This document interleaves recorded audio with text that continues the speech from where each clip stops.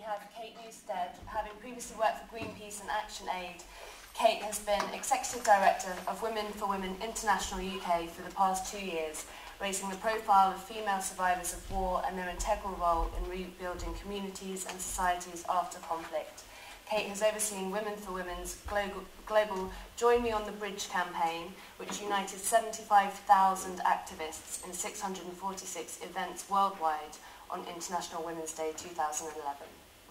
Thank you. It's great to be here. If anyone had said to me 5 years ago, that, or even less than that, that I'd be up here talking to you or with you about global feminism, I'd have thought they were crazy.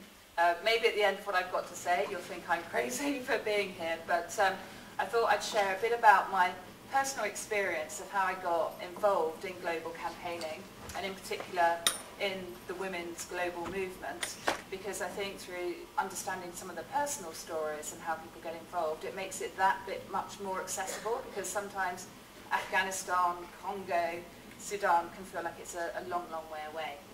So I started out as a campaigner, really working with the Labour Party. I was a Labour Party activist. My focus was really about very technical campaigning, about getting the vote out, and it was when Labour was in opposition last time round and really trying to build up more support and target marginal seats. Through that work that I was doing there, I really saw the power of the media in campaigning and wanted to do more media work, so I went off and did quite a lot of PR work. But what I really wanted to do was campaign on issues that I cared passionately about. So when I had an opportunity to go and work for Greenpeace, running their global oceans campaign, I really jumped at that. And that was my real first exposure to working on a global campaign. And what was really fascinating for me about that was that if you can coordinate people across different countries for an international target, be it a company like Shell or BP, or be it a country that's doing particularly nasty things like killing whales from our point of view. So if you want to target Iceland, the power of the collective global solidarity to make change can be huge. And I think Greenpeace has shown through the growth of the green movement how powerful that is. And I was really fascinated to work with colleagues in countries like China and India that were really coming to the green movement in a way that I'd certainly grown up with it. And it's interesting to see how people were embracing new ideas and new ways of campaigning. I was then approached to go and work for ActionAid to set up their global communications team. They were just relocating to Johannesburg in South Africa.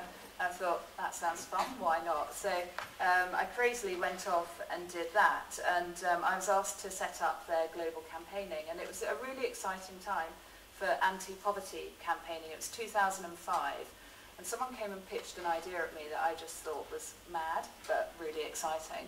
And it was an idea to drive a taxi from Johannesburg up to Scotland at the G8 that was meeting at that time.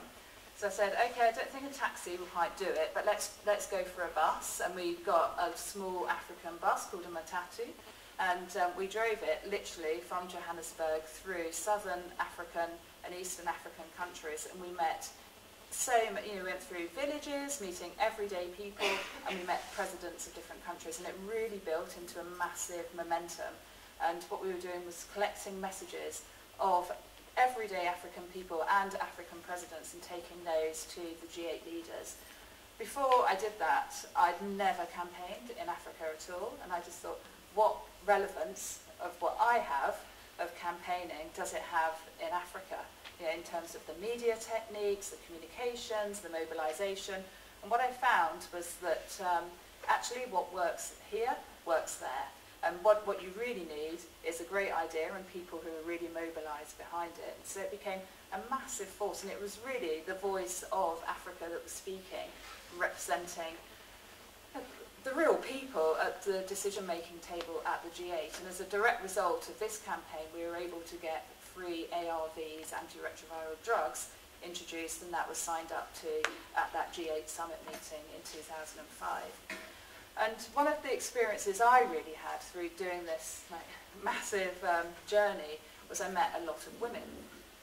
And it was the women and girls' stories that really moved me. I'd obviously been very committed to social campaigning when I'd been at the Labour Party. I saw the changes that were happening when we were pushing for all-women shortlists and quotas there.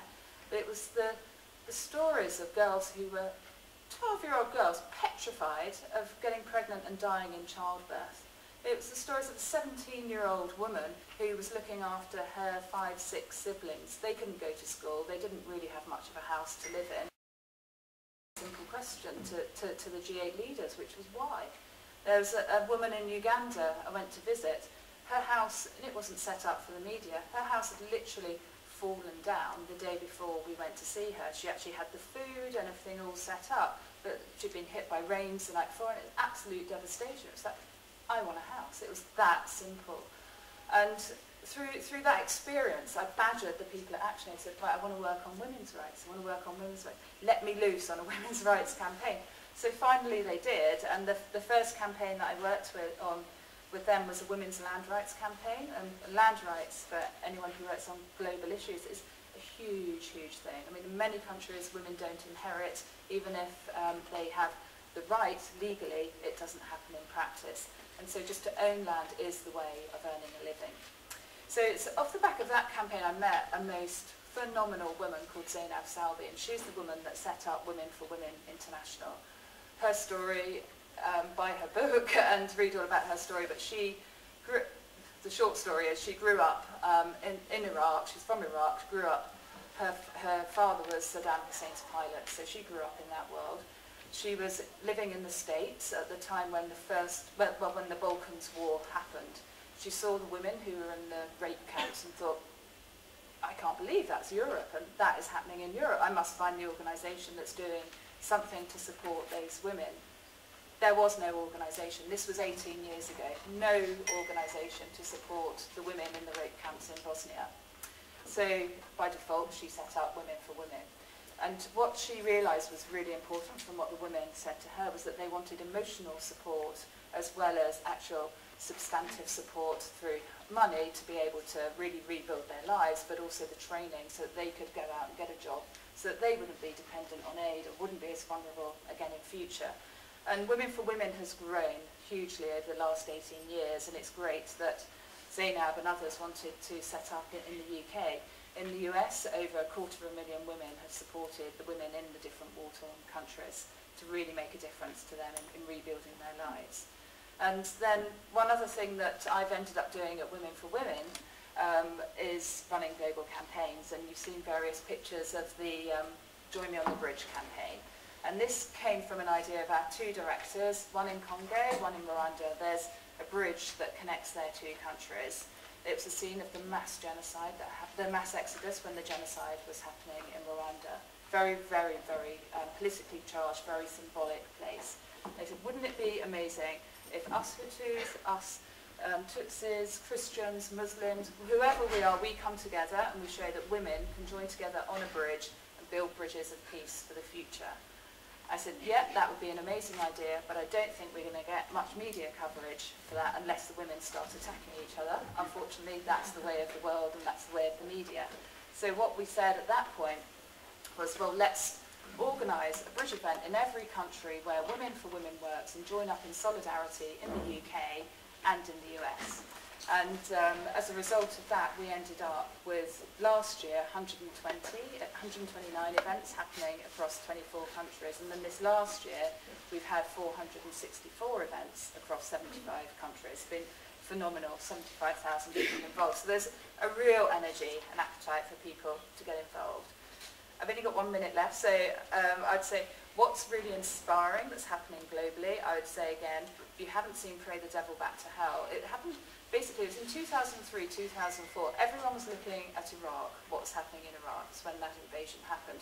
There were women that were changing the whole future of Liberia, and as a result we now have the first African woman president in Liberia, Ellen Johnson Sirleaf.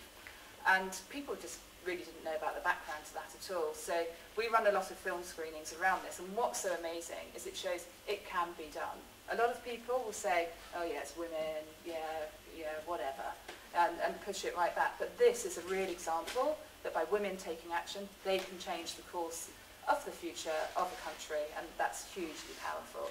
The other reason, so a lot of people will say, well, you know, Western people, global movements, what difference does that make? I would say, don't forget the ANC. Yes, it was South Africans who obviously led that struggle, but they recognised the power of international support, that would help their struggle. I think that the same applies to the global women's movement. And what I'd also say, it's hugely inspirational. If you haven't heard of a book called Half the Sky, read it. It's by Nick Kristof and Cheryl Rudin. They're New York Times columnists. It's hugely influential. It's changing the policy discourse. It's changed the whole media discourse. And as a result, what they say, the 19th century was the century we abolished slavery. The 20th century, we defeated totalitarianism. The 21st century will end discrimination against women. And the way we'll do that is by building the grassroots movements and coming together in solidarity. And that's what the global women's movement is all about. You're going to hear much more from my colleague Karak, who's a complete rock star. She's doing so much in the world's newest nation, South Sudan. So hopefully through Skype we can now go to Karak and she can tell you much more about what's happening on the ground and the power of being connected and involved globally. Karak Ngoya, Women for Women's International's South Sudan Country Director since 2006. Karak was born in the Liri Mountains of Sudan in 1977, where she lived until she was 11 years old. Forced to flee from the violence in the south, she was displaced to the north in 1990, where she lived with her family in Khartoum's Mayo camp for internally displaced persons. Karak said she is happy to be a leader for women in her country, although the obstacles extend in all directions. Okay, as you hear my name, and unfortunately you will not see my picture. I'm called Karak. I'm from South Sudan. Now we call it South Sudan, not South Sudan, because we become independent country. Okay, well, let me just speak about my experience working with women. Okay, I was saying the percentage of women in Southern Sudan is over 60% of the population in South Sudan. And that one never came by nature, it came because during the struggle for 50 years for independence, so many men of South Sudanese were killed during that war. So women remain as a majority and women remain as pillars of their families.